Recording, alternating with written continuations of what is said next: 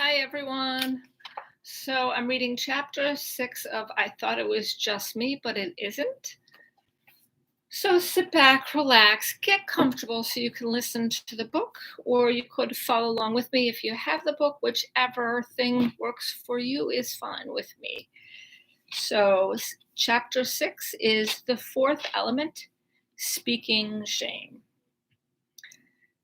There is nothing more frustrating and sometimes frightening than feeling pain and not being able to describe it or explain it to someone. It doesn't matter if it's physical pain or emotional pain. When we can't find the right words to explain our painful experiences to others, we often feel alone and scared. Some of us may even feel anger or rage and act out.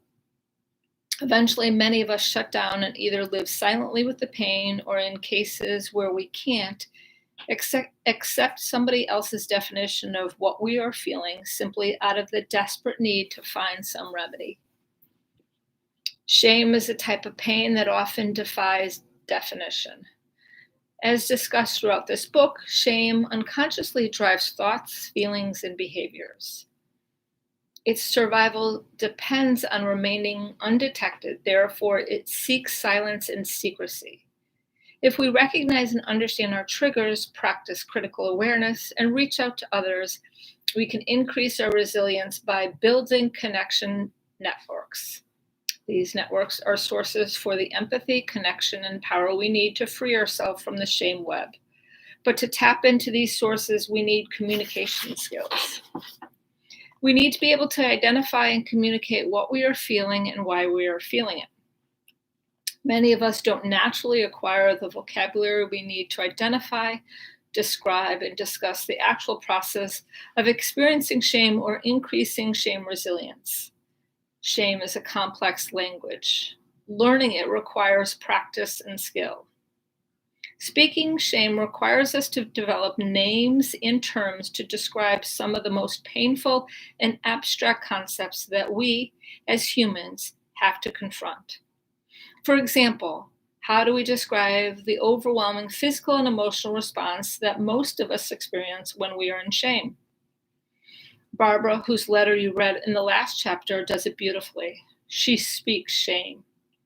She said she knows that when she's in shame, her face flushes, her stomach tightens, and she replays the incident over and over in her head. This is very different from many of the participants who described their responses to shame as freaking out, losing it, or dying inside. When people gave me those loose descriptions, I would sometimes ask them if they can give me any more specifics. Often they would just get increasingly frustrated as they tried to tie words to their experiences. How many of us don't know words to how we feel? I'm going to take a quick second to have a drink.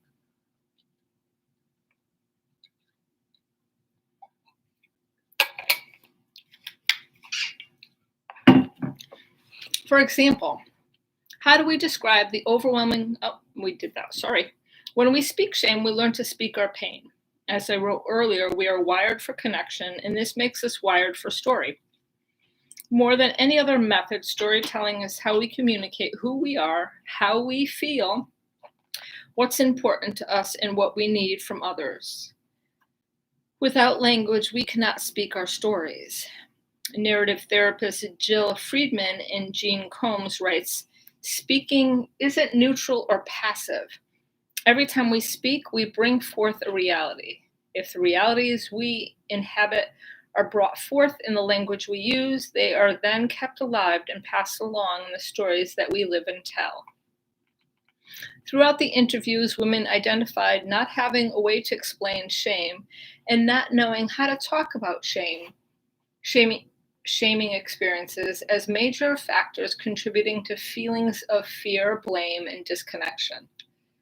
The women who demonstrate high levels of shame resiliency were able to express how they felt when they experienced shame, and they could ask for the support they needed from others. In the following section, we'll look at the specific tools related to speaking shame.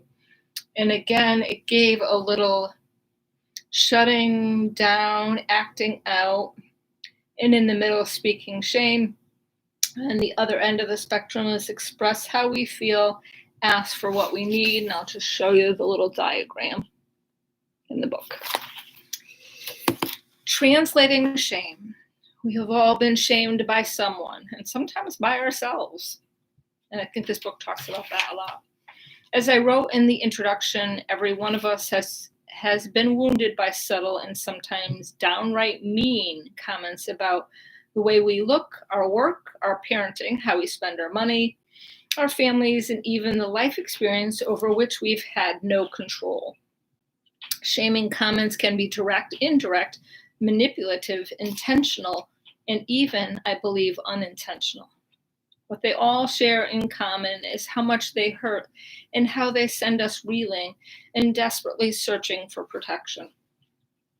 Of course, when we're reeling and desperate, we really let me say that again. Of course, when we're reeling and desperate, we rarely find effective methods for protecting ourselves.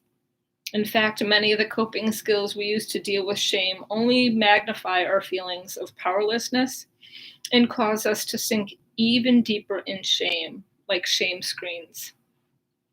In this chapter, I'll discuss how speaking shame allows us to express how we feel and ask for what we need so we can more effectively build shame resilience. Let's start by examining the shame trap. The shame trap. The shame trap is one of the most difficult forms of shame to recognize, process, and speak.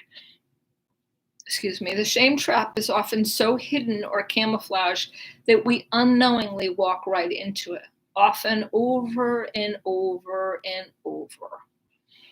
When we get caught, we come up shaken and asking, what just happened? Why am I bleeding?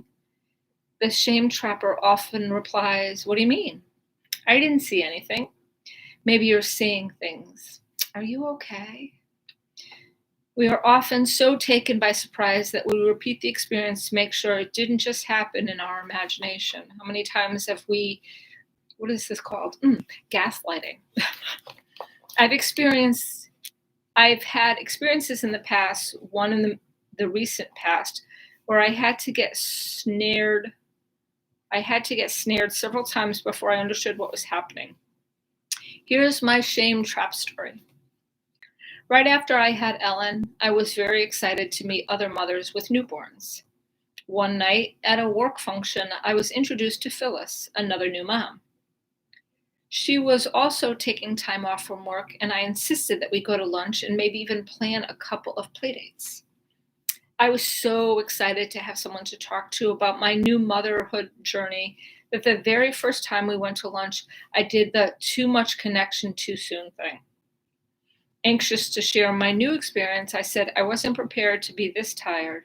Sometimes I just crave a short break from being a mom so I can get some sleep or take a long shower.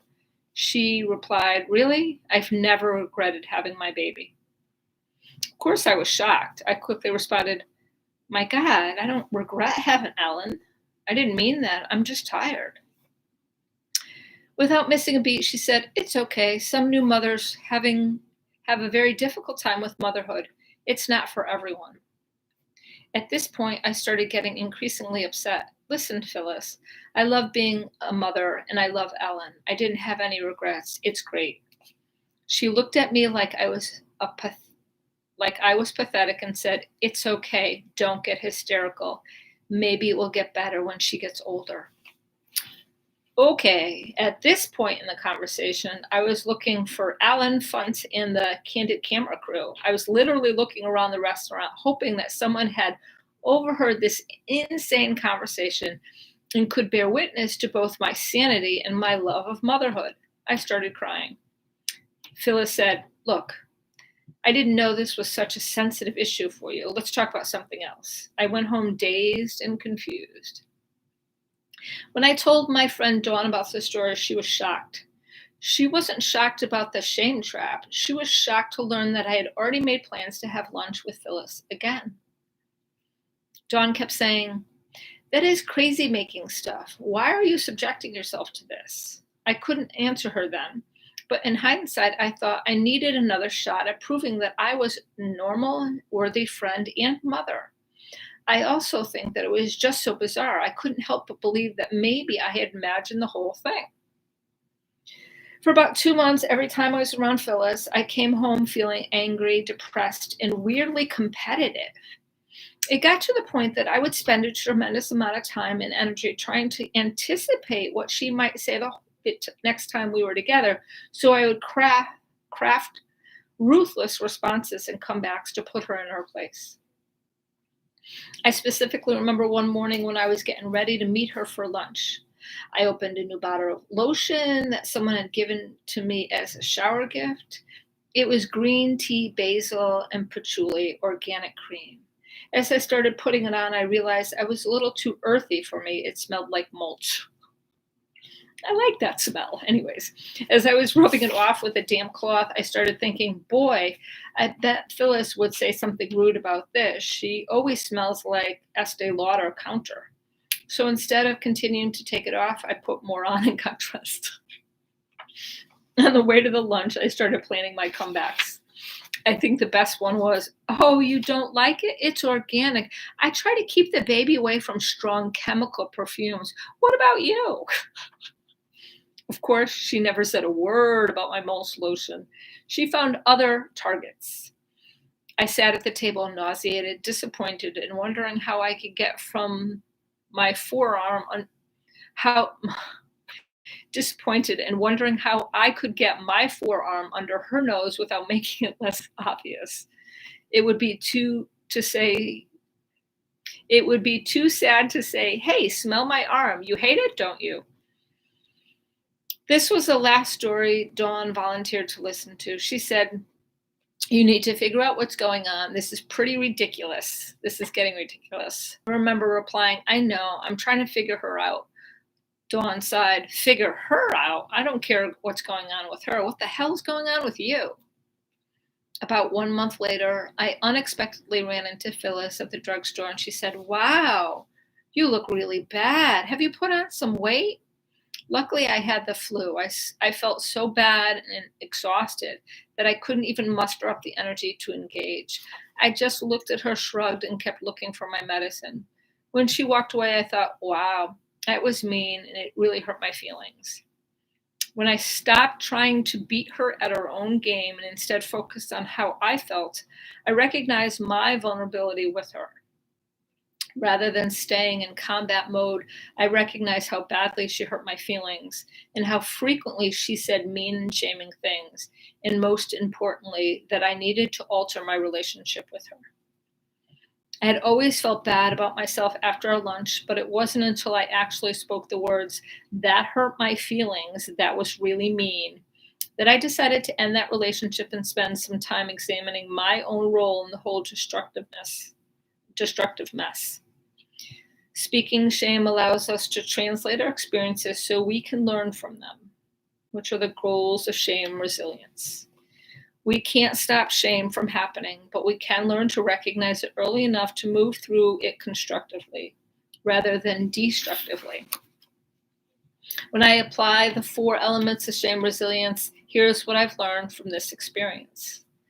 First, I was feeling very alone and desperate for connection around my new role as a mother. I was very vulnerable, and I would soon learn what a major trigger motherhood could be for me. While I was aware that our relationship had become less about meeting for lunch and more about preparing for battle, I did not recognize the warning signs that I now associate with crafting ruthless response and comebacks. I've come to realize that planning ways to get back at people usually means I've missed a shame trigger. When I'm preparing shame comebacks and gearing up to be hurtful, I'm often knee deep in an area of serious vulnerability. I also now know that when I use shame to fight back, it compounds my shame rather than alleviating it. That's not who I want to be. It's kind of an interesting thing. Can you think of people in your life you craft responses because you want to be prepared for when they're going to be really mean to you, and then we're just going back and forth with shame? I could think of a couple. Second, because I was a new mom, I had not developed the critical awareness skills. I needed to know what a powerful shame trigger motherhood is for most mothers. I definitely individualized. This is about me and pathologized. I'm crazy, this experience. Critical awareness about motherhood took time to learn and put into practice. Third, when I reached out to Dawn to tell her about the lunch conversation and she tried to support me, I should have listened. I hadn't fully processed the fact that Dawn is big in my connection network around motherhood. I wish could have heard what she was saying. I wish I could have heard what she was saying rather than shrugging off her concerns. Fourth, during our lunch, when I said that motherhood was sometimes tiring, and Phyllis responded by saying, "Really, I've never regretted having my baby." I might have used my speaking shame skills to say something like, "Wow, how did you get from me being tired to regretting having children?" If the conversation continued to nosedive, I might have just said something like, we don't seem to be able to understand each other. Let's change the subject," and of course not pursued the friendship. Lastly, I've learned how to translate my experience in a way that allows me to recognize the ineffective patterns that keep me in shame, my shame screens. This story is a great example of how the 4 elements of shame resilience work together and not always in a linear fashion. When I really started thinking about my behavior with Phyllis, I came to realize that I had been using and can sometimes still use an interesting combination of disconnection strategies, especially around the issue of motherhood. I have a tendency to use the moving towards and moving against combo. I either shut down or try to people please when I'm actually with the person. Then I turn into the angry, plotting shamer when I get home. In this case, I kept trying to convince her that we were the same and that I was a good mother until I got home. Then I would act out my anger as I tried to figure out how to verbally skewer her. I think I also displaced some of the feelings of anger towards Dawn by thinking she just doesn't want me to have a new friend. Protecting ourselves by redirecting our feelings at another human target, displacing, is a common defense strategy when we feel shame. Many of the participants spoke about getting angry or raging at their kids, partners, and friends rather than dealing with the person or issue triggering the shame. My daughter is 7 years old, so this story happened about that many years ago. I've told this story many times and thought about it even more. It's taken me a long time to get clear about what happened and why it happened. This is not an instant process, it develops slowly. In the following section, we'll talk about shame as intentional or unintentional. As I discuss it, I think it's important to point out that the motivations behind shame don't buffer us from the pain. Unintentional shame is still painful. What are your intentions? Identifying shame as intentional or unintentional is very difficult. It assumes we know the motivations of the person who has made the comment or triggered the shame. Sometimes the motivation is clear and sometimes it isn't. In the examples below, the research participants believe the remarks were made to hurt and be shaming, but each gave a different reason for the motivation behind the shame. I've labeled each quote with the motivation identified by the research participant.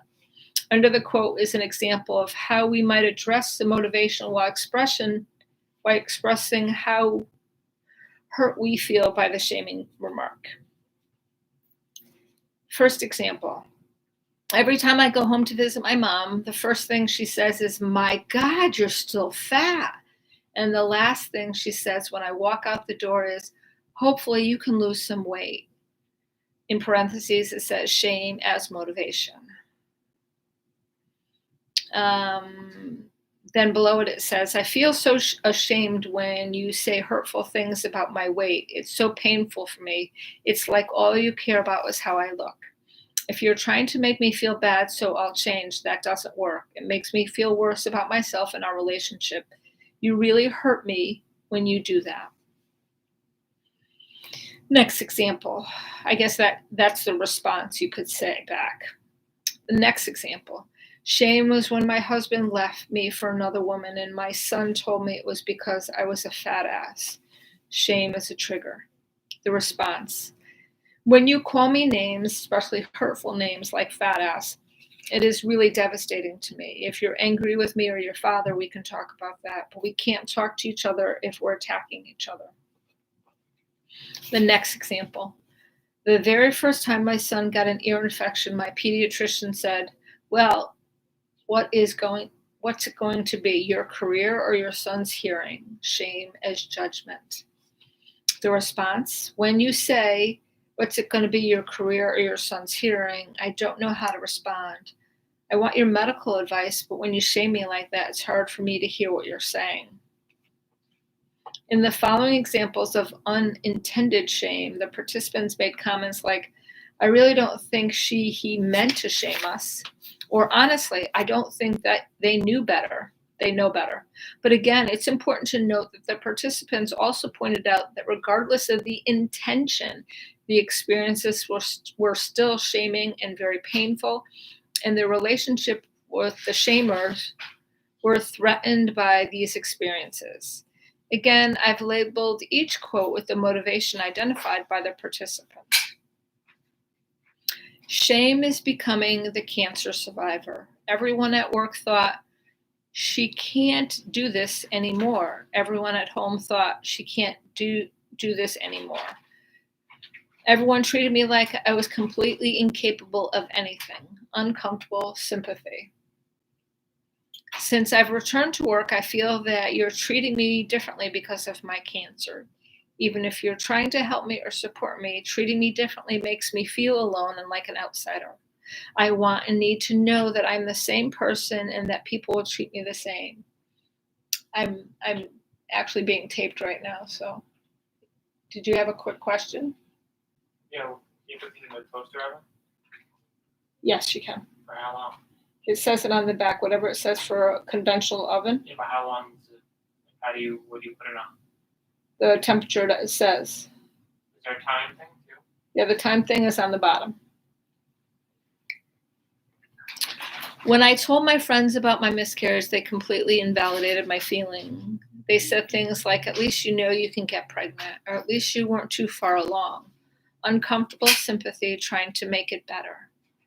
I feel really sad and lonely about my miscarriage. I know women experience that in different ways, but for me, it's a big deal. I need you to listen how I'm feeling. It's not helpful when you try to make it better. I just need to talk about it with people who care about me. Working our way out of the shame web can be very difficult because, like many traps, it entangles you the more you struggle and fight.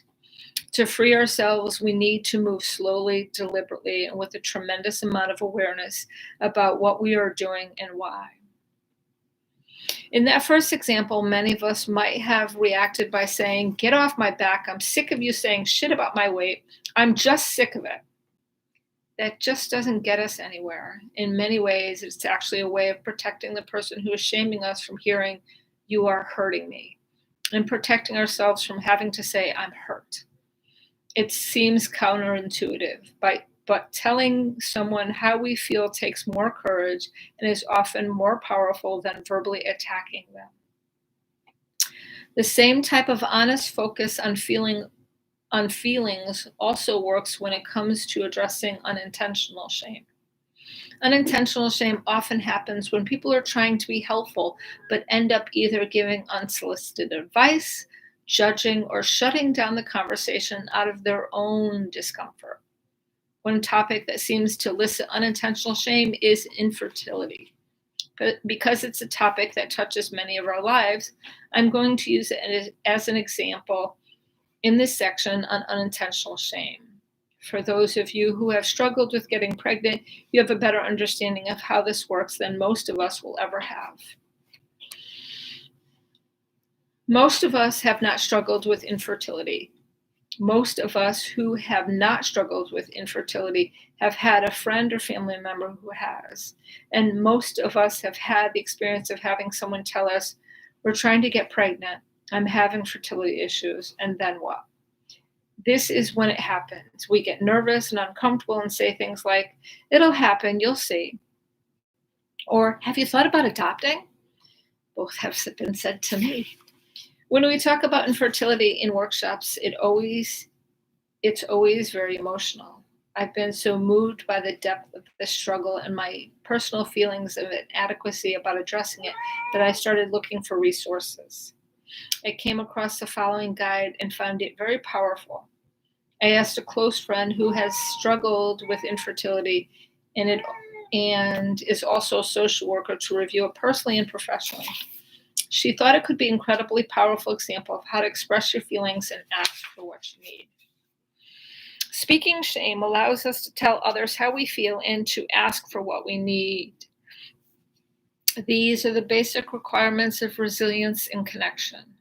I encourage you to use this guide as a model. The abbreviated version appears below. The full version is available online at www.infertilityeducation.org. Maybe your issue is unemployment or obesity addiction. We can all learn something from this guide and use it to think about how we might give voice to our feelings and need. As you read each of these sections, think about your own issues and how this might serve as a helpful resource. Speaking shame is a very personal and individual experience. It doesn't work to use someone else's. However, I find it helpful to learn by example.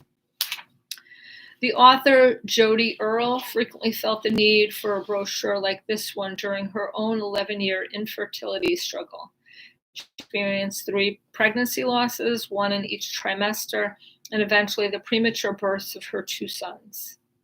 She continues to be a peer counselor for those working through infertility. The guide was prepared by Miss Earle and the Educational Material Advisory Committee of the FAIR Institute.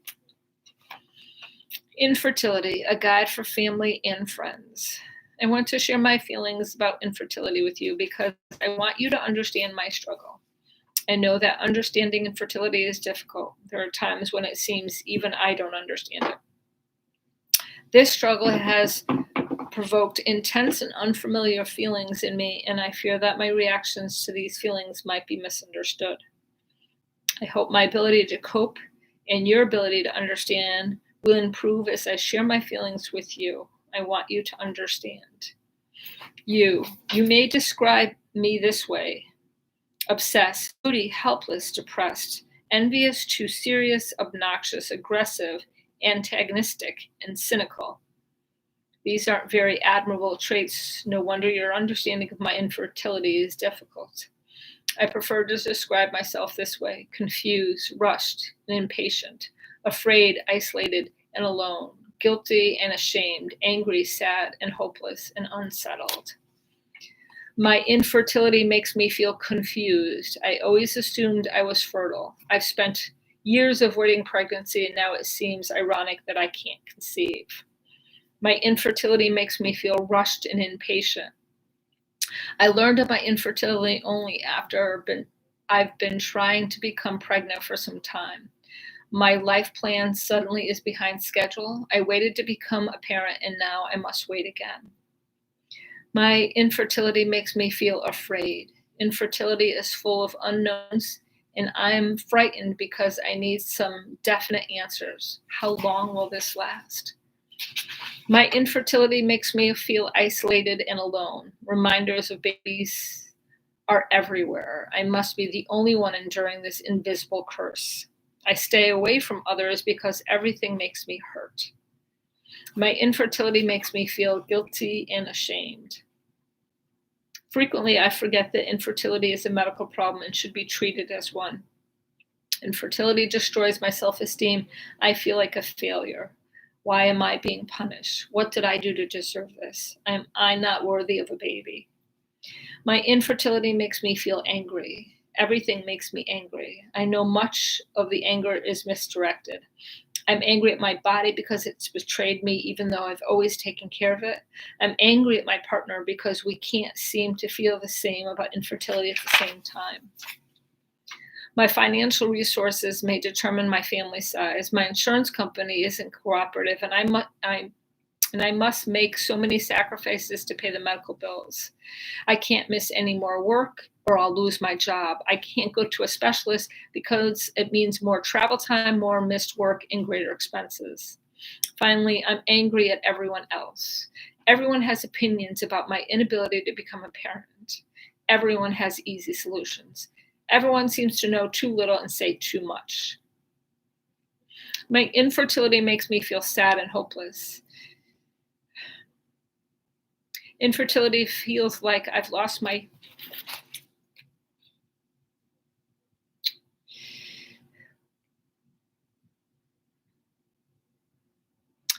Infertility feels like I've lost my future, and no one knows of my sadness.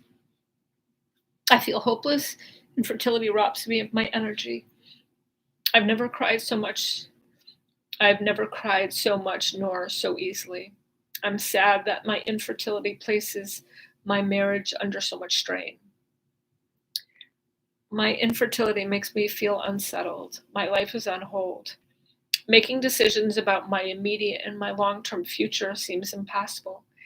I can't decide about my education, career, purchasing a home, pursuing a hobby, getting a pet, vacations, business trips, and house guests. The more I struggle with my infertility, the less control I have. Occasionally, I feel my panic subside. I'm learning some helpful ways to cope. I'm now convinced I'm not crazy and I believe I'll survive. I'm learning to listen to my body and to be assertive, not aggressive about my needs. I'm realizing that good medical care and good emotional care are not necessarily found in the same place. I'm trying to be more than an infertile person, gaining enthusiasm, joyfulness, and zest for life. You can help me. I know you care about me, and I know my infertility affects our relationship. My sadness causes your sadness. What hurts me hurts you too. I believe we can help each other through the sadness. Individually, we both seem quite powerless, but together we can be stronger. Maybe some of these hints will help us to better understand fertility.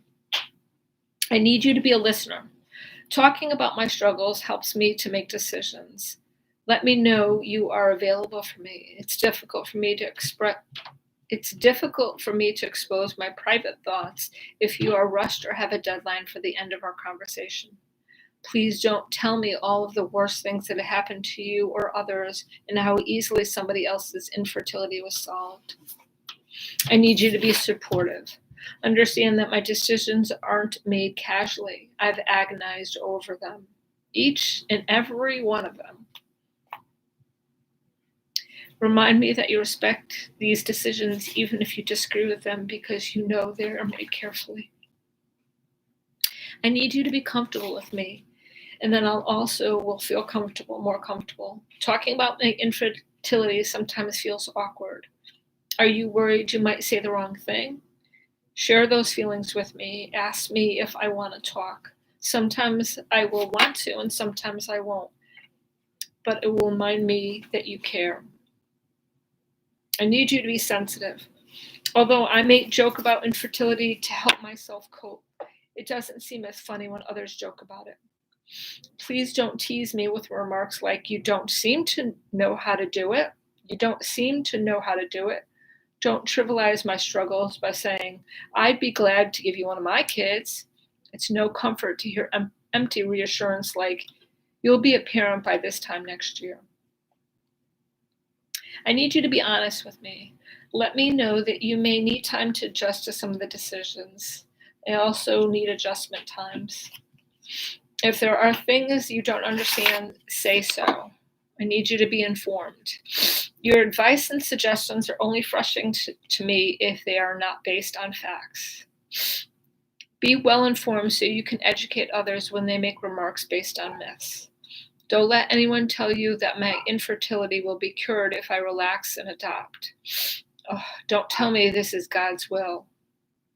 Don't ask me to justify my need to parent. So, as you can tell, after my son was born, we tried to have a baby again, and I lost two. So, this is a very personal issue for me. So, I apologize for crying, but it's just part of feeling your emotions. And one of the biggest hurtful things I heard from somebody is that it's God's will. Anyways, I need you to be patient. Remember that working through infertility is a process. It takes time. There are no guarantees, no package deals, no complete kits, no one right answer, and no quickie choices. I need you to be strengthening by boosting my self-esteem. My sense of worthlessness hampers my ability to take charge. Encourage me to maintain my sense of humor, guide me to find joy, celebrate with me my successes, even ones as small as making it through a medical appointment without crying. Remind me that I'm more than an infertile person. Help me by sharing your strength. Eventually, I will be beyond the struggle of infertility. I know my infertility will never completely go away because it will change my life. I won't be able to return to the person I was before infertility, but I also will no longer be controlled by the struggle. I will leave the struggle behind me, and from that, I will have improved my skills for empathy, patience, resilience, forgiveness, decision making, and self assessment. I feel grateful that you are trying to ease my journey through this infertility struggle by giving me your understanding. I know this feels risky. I'm a social worker and a shame researcher, and putting my emotional needs on the table still feels scary to me. We feel vulnerable and exposed, and sometimes sharing doesn't work. It can overwhelm people, and they can throw up their own shame screens, and that will be painful. When you learn to speak shame, it allows you to pick up on some of those subtle languages of the shame web. This is language that is used to shame and language that is used to defend shaming when we're trying to explain how we feel and what we need. I'm now very cautious. I'm now very cautious when I hear things like, "You're so sensitive. I didn't realize you were so fragile. I didn't realize that was such an issue for you. You're so defensive. I guess I'll have to watch what I say around you. It's all in your head." At last, but certainly not least, I don't like anything that's brutal, including honesty. Honesty is the best policy, but honesty that's motivated by shame, anger, fear, or hurt is not honesty. It's shame, anger, fear, or hurt disguised as honesty. Just because something is accurate or factual doesn't mean it can't be used in a destructive manner. The shame web is often baited with honesty. It gives the shamer an easy comeback. "Well, I'm just telling you the truth. These are just the facts." When we talk about this crazy making aspect of shame, including shame disguised as honesty, it's important to understand that crazy making runs the continuum from what I've experienced with Phyllis to very serious forms of emotional abuse. In the domestic violence arena, we sometimes use the terms gaslighted. I think I said that earlier, didn't I? This is a reference to the classic Ingrid Bergman film Gaslight. In the film, Bergman's character is slowly driven crazy by some of the shame trap techniques discussed in this chapter. I make this point because it's critical that our fluency in shame includes the understanding that shame can be a real and dangerous form of abuse. Again, the interview participants who demonstrated a high level of shame resilience depended heavily on the members of their connection network to practice courage and compassion. Their ability to articulate their feelings and needs made that possible. As you read through each of these chapters, you started building an understanding of shame and shame resilience. Some of you are following along, doing the exercises in your own issues, and others are reading and soaking it all in. Either way, you are learning to speak shame by simply reading and thinking. exploring the issues. As the previous chapters have demonstrated, shame is a highly individualized experience. Each of us must examine our own triggers and the messages behind them and develop our own path to resilience. But as we've seen throughout the book, there are also some universal patterns that run through our experiences. For example, women's shame experience fall broadly into the 12 shame categories: appearance and bodily image, motherhood, family, parenting, money and work, mental and physical health, sex, aging, religion, being stereotyped and labeled, speaking out, and surviving trauma. In addition to the shame categories, we also share culture. In our culture today, the fear of disconnection feels very real. Most of us have to constantly work to feel grounded and stay connected. As we start to develop shame resilience, we will find that many of the experiences and messages produce shame are driven by fear, blame, and disconnection, the culture of shame.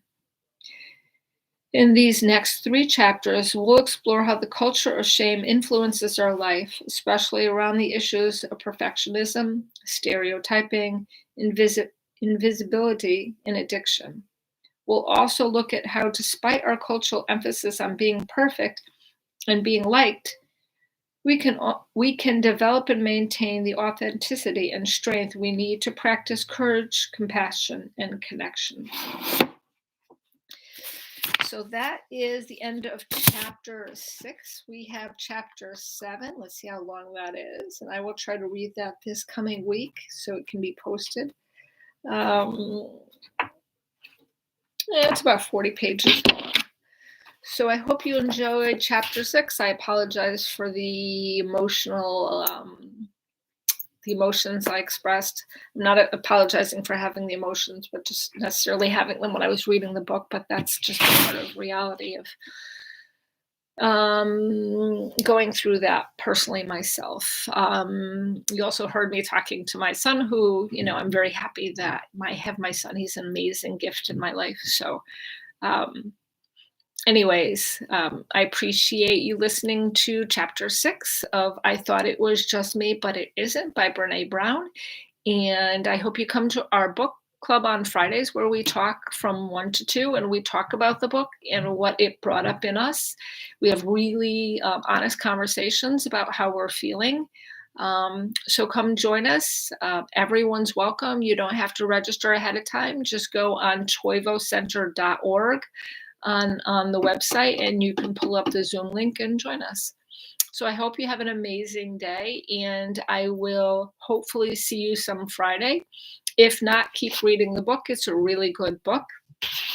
And I know Brene Brown on her website also has some worksheets that go along with the book that you can uncover some of the stuff that you might be going through personally.